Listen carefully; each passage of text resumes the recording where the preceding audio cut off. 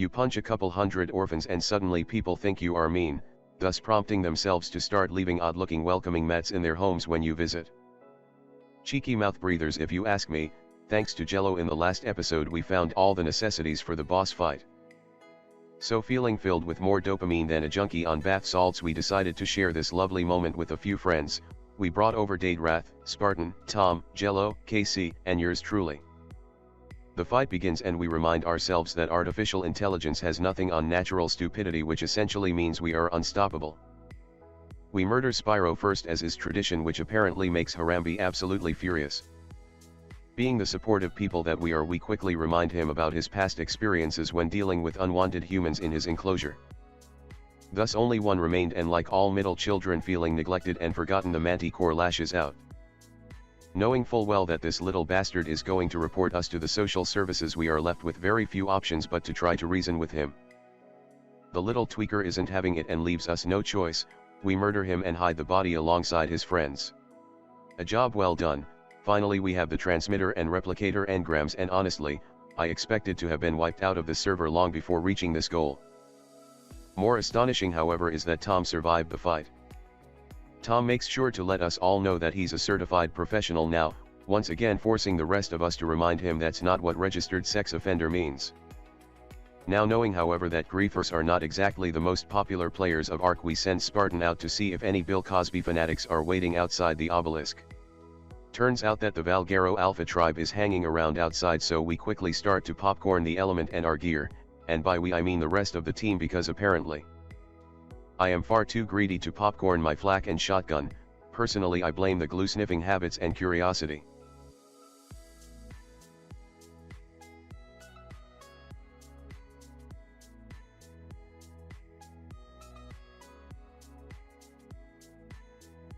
Like opening your eyes during a rectal exam, all we see and hear at first is screaming followed by a bright white light. As the hero I am, I quickly abandon my friends to their calculated fate in an attempt to bravely save my own skin. However, Eagle Eye Larry and the Dirty Dozen aren't in the mood for any survivors and make quick work of our mangled corpses. When things end up cooling down and Bill Cosby's fan club settle down a little, I take a trip around Valguero, and during this trip I find two things. Firstly, a lonely parasaur. Secondly, a base with no connection to this dinosaur. Being the caregiver I am, I make sure to drop the little guy off at the doorway. It's important to establish good connections with your local community friends. The little Timmy two-shoe shit is stuck. Well, I better go in and make sure that he gets out alright. We casually throw out Mr. Sokolot, who without hesitation inhales the projectile-shaped cucumbers and kitchen utensils. Let's be honest here, full well knowing that I could have just whistled at Doug Jones, or throw at those turret towers would have been a far better choice. However, I suffer from crippling laziness at times and used what was available to me, in other words my stegos, cute adorable expendable little faces. While this wonderful experience is happening, let's talk about the documentary Tiger King again. Am I ever going to get to find out what happened to Carol Baskin's husband? And is my main man Joe Exotic going to get out of jail? Will the cult guy end up pulling a Jim Jones on us? There needs to be a follow-up. Let's be real here guys, Carol Baskin murdered the hubby. They literally found unidentified human remains in the zoo. I'm not a detective or anything, but that seems fishy to me. Anyway, back to the raiding, I mean saving. Did you guys hear that?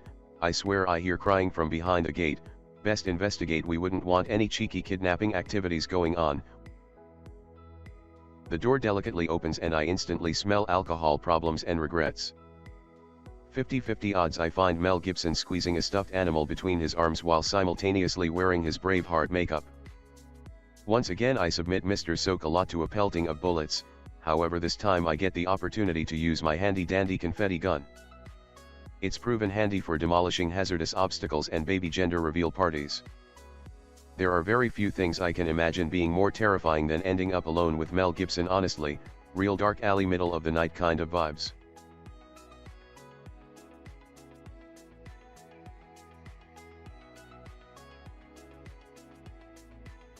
We place some Play-Doh on the last remaining door.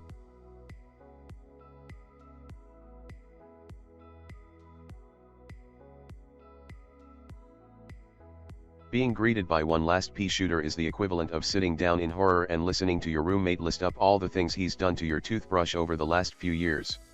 Could you imagine what a stimulating conversation that would be? Happy days.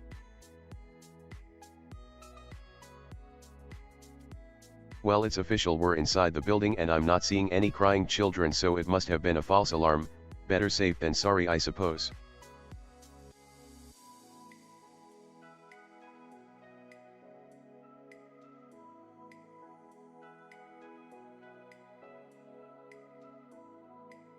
As far as cryopods go, Mel Gibson's dinosaur bloodline is weaker than a lactose-intolerant milk addict. That being said, I'm still going to take them because I've recently decided to start a side project involving a zerg of random dinosaurs and one specific French Bob. I'm calling it the 50 Shades of Baguette. Since most of the next minute is looting, I might as well tell you about it. So back in the day I had this dopamine rush every time I picked up a stranger on the beach and dumped him into my own homemade Thunderdome. I would leave a box with a weapon inside this dome while simultaneously dropping random dinosaurs in the pit for him to fight. Recently I've decided to bring it back. Yep, that's about all I've got to say on the matter, really.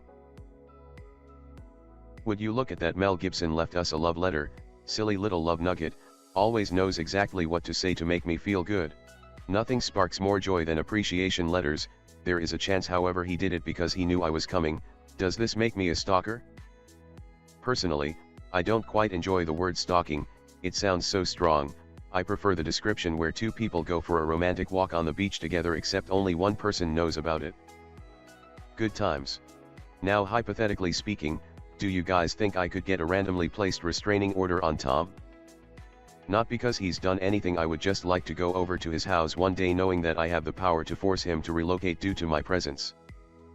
I would show up every time he's about to do a dinosaur imprint. Truthfully, I would just be waiting for that timer to start going down and bam, there I am 5 minutes before imprint. Checkmate, Mr. Wank Bucket. Man, Mel Gibson even left us a sign. There is no end to this man's kindness.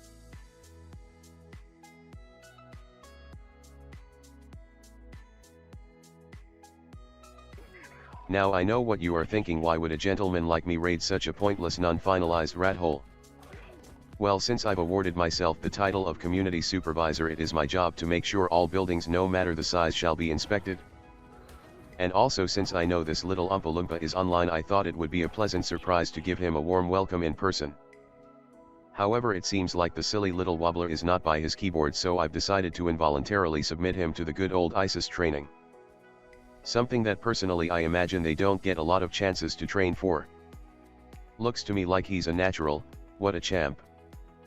Well, that's about it for this episode, you lovable lunatics.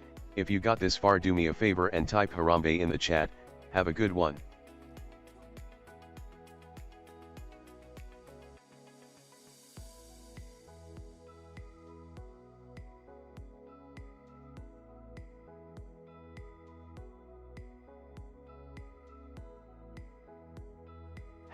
Hey you, bet you can't lick your elbow.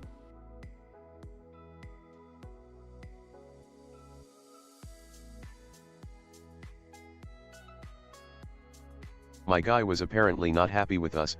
I blame you lunatics.